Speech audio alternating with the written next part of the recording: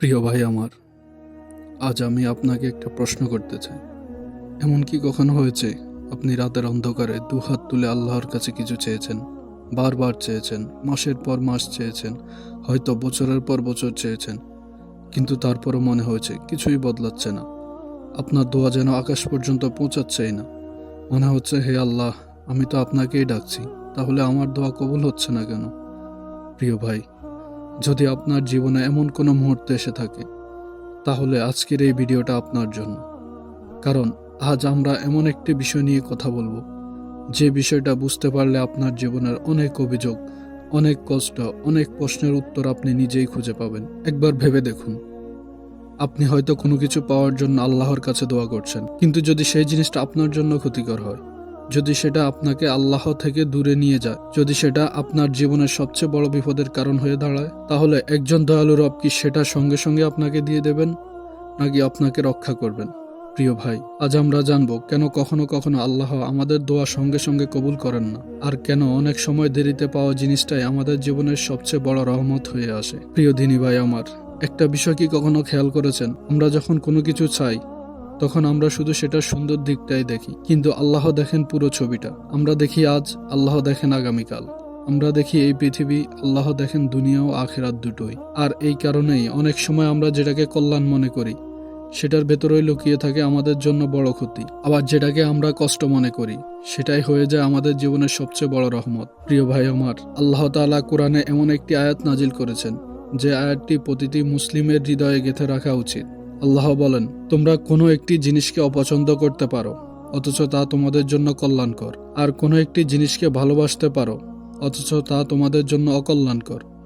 আল্লাহ জানেন, আর তোমরা জানো না। সূরা আল বাকারা, আয়াত 216। একবার এই আয়াতটি নিয়ে চিন্তা করুন, কত গভীর একটি কথা। আমরা প্রায় বলি, হে আল্লাহ, আমি এটা চাই, হে আল্লাহ, আমাকে এটা দিন।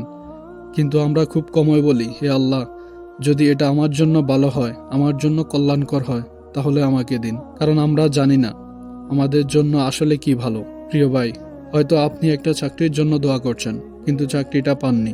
সে সময় আপনার খুব কষ্ট হয়েছিল, মনে হয়েছিল আল্লাহ আমার দোয়া কবুল করলেন না। কিন্তু কয়েক বছর পর আপনি বুঝলেন যে চাকরিটা না পাওয়াই আপনার জীবনের সবচেয়ে বড় নিয়ামত ছিল।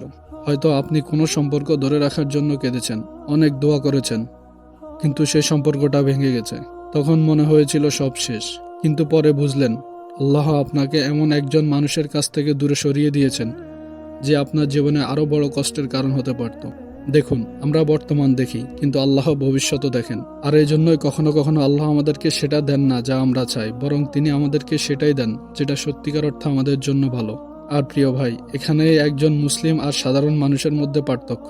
সাধারণ মানুষ বলে, আমি চেয়েছিলাম, পাইনি। কিন্তু একজন মুমিন বলে, আমি চেয়েছিলাম, আল্লাহ আমাকে যেটা দিয়েছেন সেটাই আমার জন্য উত্তম।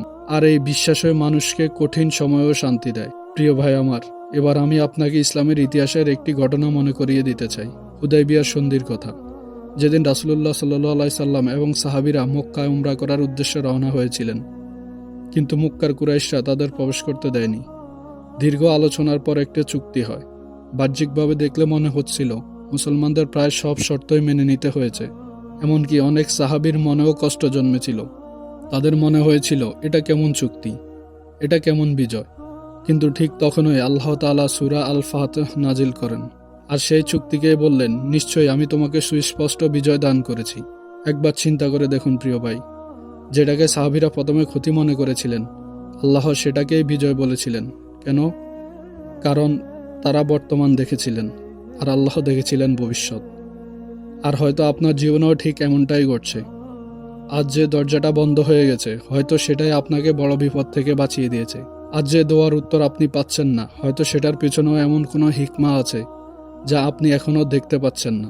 প্রিয় ভাই, রাসূল সাল্লাল্লাহু আলাইহি সাল্লাম একটি অসাধারণ কথা বলেছেন। তিনি বলেছেন, তোমাদের কারো দোয়া কবুল হতে থাকে যতক্ষণ না সে তাড়াহুড়ো করে বলে, আমি দোয়া করছি, কিন্তু আমার দোয়া কবুল হতে দেখলাম না। সহিহ বুখারী, সহিহ মুসলিম।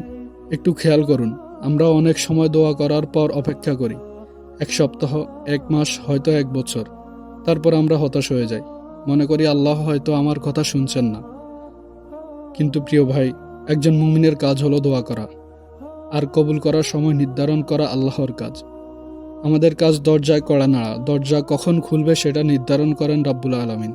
আর দোয়া করার সময় একটা বিষয় সবসময় মনে রাখবেন, শুধু বলবেন না হে আল্লাহ আমাকে এটা দিন, বরং বলুন হে আল্লাহ যদি এটা আমার জন্য কল্যাণকর হয় তাহলে আমাকে দান করুন, আর যদি এর মধ্যে আমার জন্য ক্ষতি থাকে তাহলে আমার হৃদয়কে এর থেকে ফিরিয়ে দিন এবং এর চেয়েও উত্তম কিছু দান করুন। প্রিয় ভাই আমার, হয়তো এই মুহূর্তে আপনার বুকের ভেতর এমন একটা কষ্ট আছে যার কথা আপনি কাউকে বলতে পারেন না। হয়তো এমন একটা দোয়া আছে যেটা আপনি বছর পর বছর ধরে করে যাচ্ছেন। হয়তো এমন একটা স্বপ্ন আছে যেটা এখনো পূরণ হয়নি। কিন্তু আজকের এই ভিডিওটা শেষ করার আগে আমি শুধু একটা কথা বলতে চাই, হাল ছেড়ে দেবেন না, দোয়া করা বন্ধ করবেন না, আল্লাহকে ডাকা বন্ধ করবেন না। কারণ যে রব আপনাকে তার কাছে হাত তোলার তৌফিক দিয়েছেন, তিনি আপনার কান্নাও দেখছেন, আপনার কষ্টও জানেন, আর আপনার জন্য সবচেয়ে উত্তম সিদ্ধান্তটাও তিনিই নিচ্ছেন। হয়তো আজ না, হয়তো আগামীকালও না, কিন্তু সঠিক সময়ে সঠিক উপায়ে, আর আল্লাহ অবশ্যই জবাব দেবেন। আর যখন সেই জবাব আসবে তখন আপনি বুঝতে পারবেন অপেক্ষাটা বৃথা ছিল না।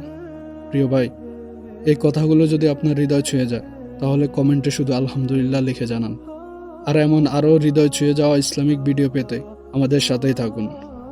আল্লাহ আমাদের সবাইকে তার উপর পূর্ণ ভরসা করার তৌফিক দান করুন। আমিন।